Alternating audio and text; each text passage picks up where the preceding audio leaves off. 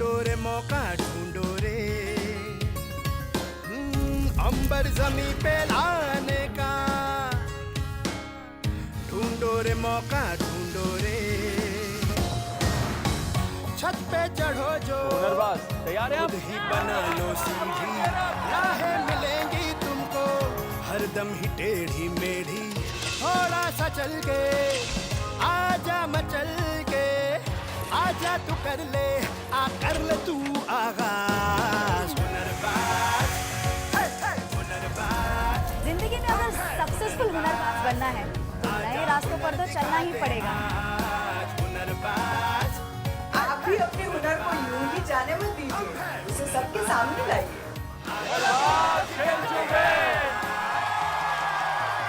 Hunarbaaz skill to win को sponsored by मार्गो glycerine और NSDC।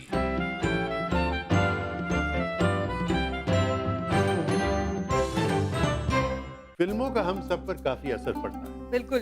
और मैं अक्सर इस बात पे हैरान हो जाता हूँ कि जब भी फिल्मों में हॉस्पिटल का कोई सीन हो तो डॉक्टर ऑपरेशन थिएटर से बाहर निकलकर रिश्तेदारों को यही अक्सर डायलॉग बोलता है कि इनको अब दवाओं को नहीं दुआओं की जरूरत है। सही बात है। दुख इस बात का तो है सिद्धार्थ जी कि फिल्मों में दुआएं और दवा दोनों आसानी से मिल जाती हैं, पर असल जिंदगी में न जाने कितने ही लोग दवा के अभाव में लाइलाज बेमौत मारे जाते हैं। जी हाँ, पैसे का अभाव, लो स्टैंडर्ड ऑफ हाइजीन, सैनिटेशन और उस पर प्राइमरी हेल्थ फैसिलिटीज और दवाओं का सही समय पे ना मिल पाना न जाने कितने मासूम बच्चों को अपना शिकार बना लेते हैं। अब देखिए ना, एक सर्वे के अनुसार डायरिया से हर साल हमारे देश में तकरीबन 2 मिलियन बच्चे जो 5 साल से भी कम उम्र के हैं मारे जाते हैं। पर हमारी मेडिकल फैसिलिटीज डायरिया से निपटने के लिए ORS यानी ओरल रिहाइड्रेशन सॉल्ट्स का घोल तो सबको मुहैया कराती है। प्रॉब्लम ORS की नहीं है सिद्धार्थ जी, समस्या है सुरक्षित पीने की पानी की, जो ज्यादातर जगहों पर कॉन्टैमिनेटेड होता है। इस पर किसी का ध्यान क्यों नहीं गया? गया ना सिद्धार्थ जी, और वो भी एक 13 साल की नन्ही सी बच्ची का, आरुषि नायर का। अरे वाह, क्या बात कर रही हैं आप Renuka ji, I am impressed. एक छोटी सी बच्ची।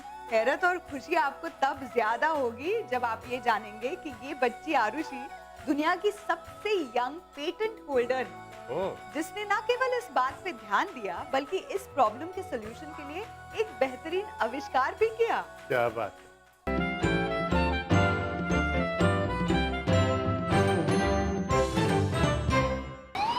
आज हम होंगे रूबरू जिंदगी देने वाले यानी स्वास्थ्य के क्षेत्र में उपलब्ध अवसरों से। साथ ही होगी बात विश्व विख्यात सर्जन डॉक्टर देवी शेट्टी से।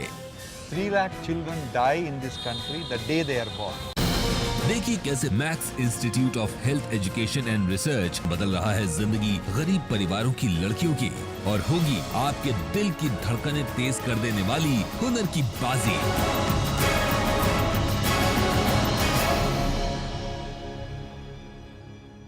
हम अक्सर सुनते हैं, पढ़ते हैं कि स्वास्थ्य अमूल्य धन है। बिल्कुल, तभी तो मैं हर सुबह की शुरुआत योगा से करती हूँ और शाम को जॉगिंग करती हूँ। नहीं प्रिंसी, तुम्हें तो जरूरत भी है। सनी, कर दी ना तुमने ना समझो वाली बात। अरे हर शख्स को स्वस्थ रहने के लिए अपना ख्याल रखना जरूरी है। जी हाँ, पर फिर भी अगर बढ़ते हुए पोल्यूशन के कारण या फिर लाइफस्टाइल स्ट्रेस के कारण आप बीमार हो जाते हो तो आप सबसे पहले क्या करते हो? सबसे पहले हॉस्पिटल भागते हैं, है ना? और मेडिकल प्रोफेशन से जुड़े हुए लोगों की मदद लेते हैं। बल्कि मेडिकल प्रोफेशन से जुड़े हुए लोगों को कभी-कभी हम भगवान तक का दर्जा दे देते हैं। बिल्कुल, और इस सेक्टर में ना सिर्फ डॉक्टर और नर्सेज की डिमांड है बल्कि असिस्टेंट और टेक्नीशियंस की डिमांड भी दिन ब दिन बढ़ती जा रही है। तो चलिए जानते हैं इंडियन मेडिकल सेक्टर के बारे में।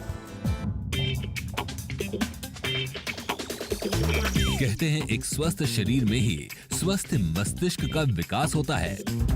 इन्हीं दोनों के तालमेल से हम अपने सारे काम करते हैं, लेकिन रोज दिन की इसी भागदौड़ में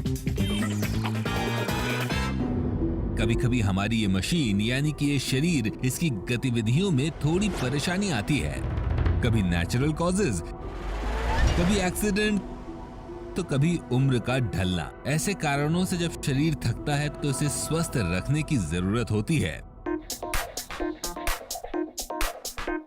दुनिया का सबसे नोबल प्रोफेशन आज एक व्यापक रूप ले चुका है। हेल्थ केयर सेक्टर्स की जो टोटल वैल्यू है अंदाजन $80 बिलियन लेके चलते हैं और ये 2017 तक ये $160 बिलियन बन जाएगी।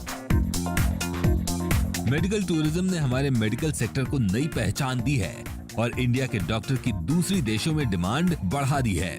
वैसे हमारे डॉक्टर और नर्सेस की पहचान पूरे विश्व में रही है और ये विदेशों में अपना परचम लहराते रहे हैं। आज भारत में डॉक्टर्स और नर्सेस की भारी कमी का एक कारण ये माइग्रेशन भी है। आज की तारीख में 50% डॉक्टर तो कम है ही और इससे भी बदतर हालत है जो नर्सेस की है। इसीलिए ये और जरूरी है कि स्किल्ड लोगों की एक फौज हो जो कि इस कमी को पूरा कर सके।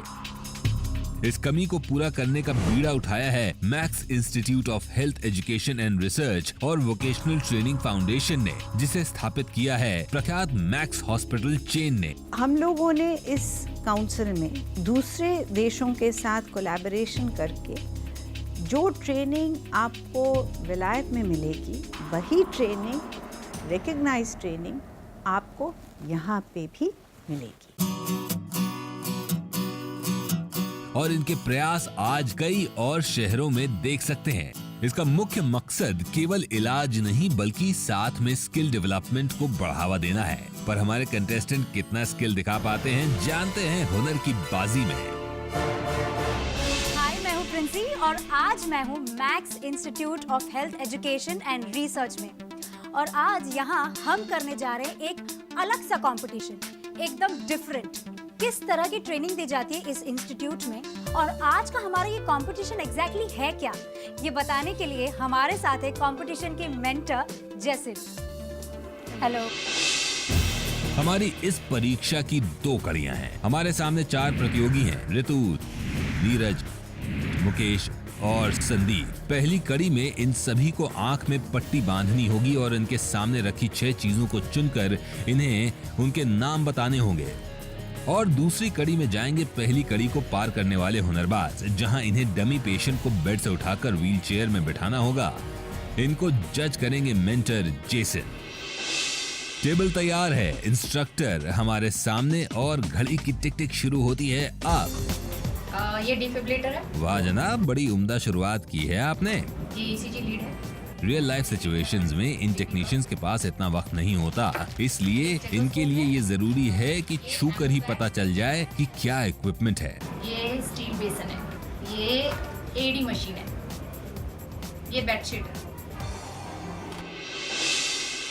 तो जैसे ऋतु ने सब करेक्ट आइडेंटिफाई किया है। प्रिंसी, ऋतु ने हर चीज अच्छे से आइडेंटिफाई किया और बिल्कुल करेक्ट है। थैंक यू ऋतु। अब बारी है अगले कंटेस्टेंट नीरज की। देखते हैं कि वो ऋतु को मैच कर पाते हैं कि नहीं। ये स्टील बेसन है, ये एम्बो बैग है, ये डीपी है।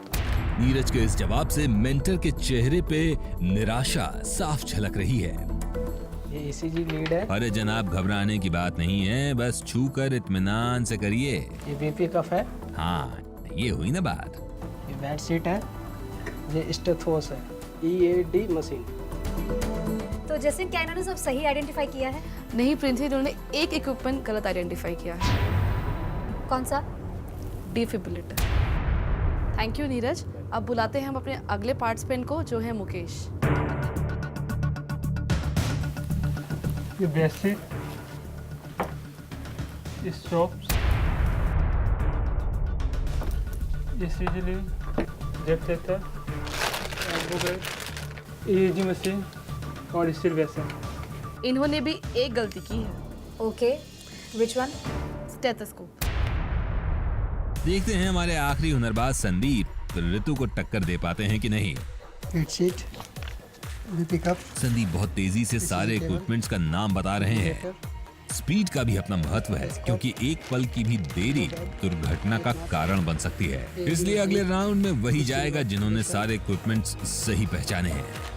तो क्या इन्होंने सब सही आइडेंटिफाई किया है? बिल्कुल सही आइडेंटिफाई किया है संदीप ने। Thank you Sandeep. तो लेवल 1 यहाँ कंप्लीट होता है। जैसे हमें बताइए कि क्या हमारे चारों पार्टिसिपेंट्स लेवल 2 के लिए क्वालिफाई करते हैं? नहीं प्रिंसी, हमारे 2 ही पार्टिसिपेंट्स लेवल 2 के लिए क्वालिफाई करते हैं, जो कि हैं ऋतु और संदीप। तो चलिए चलते हैं लेवल 2 की तरफ। अब हम आते हैं दूसरे हिस्से में। यहाँ आपको पेशेंट को उठाकर इन्हें व्हील चेयर पर बिठाना है और ले जाना है। सुनने में ये इतना आसान लग रहा है, दरअसल बिल्कुल नहीं है। हर एक हरकत पर अंक मिलेंगे और इंस्ट्रक्टर की अचूक आंखें आप पर लगी रहेंगी। तो हमारी पहली क्वालिफायर ऋतु तैयार है इस टास्क को अंजाम देने के लिए। ऋतु ने आते ही सबसे पहले व्हील चेयर चेक की, जो दिखाता है कि वो अपने पेशेंट के लिए काफी संवेदनशील है। ये केयर और संवेदनशीलता देखकर किसी भी मरीज की आधी बीमारी तो ऐसे ही ठीक हो जाती है।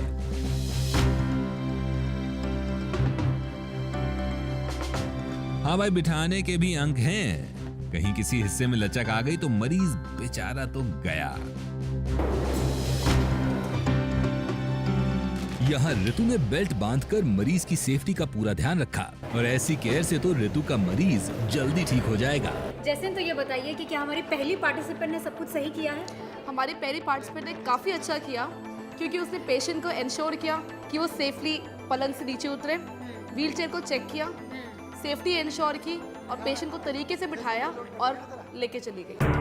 अब बारी है संदीप की, जो काफी तेजी में लग रहे हैं। पिछला टास्क तो इन्होंने बहुत स्पीड में किया था, लेकिन यहाँ स्पीड महत्वपूर्ण नहीं है, बल्कि मरीज की सेफ्टी और उसकी सुविधा का ख्याल रखना ज्यादा इम्पोर्टेंट है।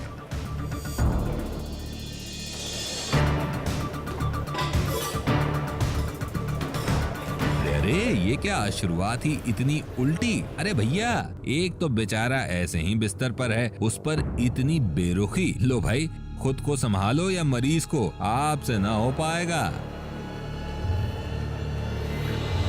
जैसे आई कैन सी कि संदीप ने कुछ गलतियां की है। संदीप जी, आपकी गलती तो प्रिंसी ने भी पकड़ ली। अगर कभी आप उसको बेड से उठाने आए तो वो खुद ब खुद उठकर बैठ जाएगी। उसने सेफ्टी बेल्ट नहीं बांधा, व्हील चेयर को प्रॉपर्ली चेक नहीं किया। जब उसने पेशेंट को बिठाया, क्योंकि उसने व्हील चेयर प्रॉपर्ली चेक नहीं किया था, पेशेंट अपने आप पीछे चला गया, व्हील चेयर पीछे की तरफ धकेल दी गई। राइट। तो इसीलिए संदीप के पॉइंट्स यहाँ पे लूज होते हैं। तो हमारा लेवल 2 यहाँ खत्म होता है और इसी के साथ हमारा कंपटीशन भी यहाँ खत्म होता है। बढ़ते हैं रिजल्ट्स की ओर, जिसमें जैसिन हमारी मदद करेगी। हमारे दोनों लेवल्स को बहुत अच्छे से निभाया ऋतु ने, इसलिए I think Ritu should be the winner.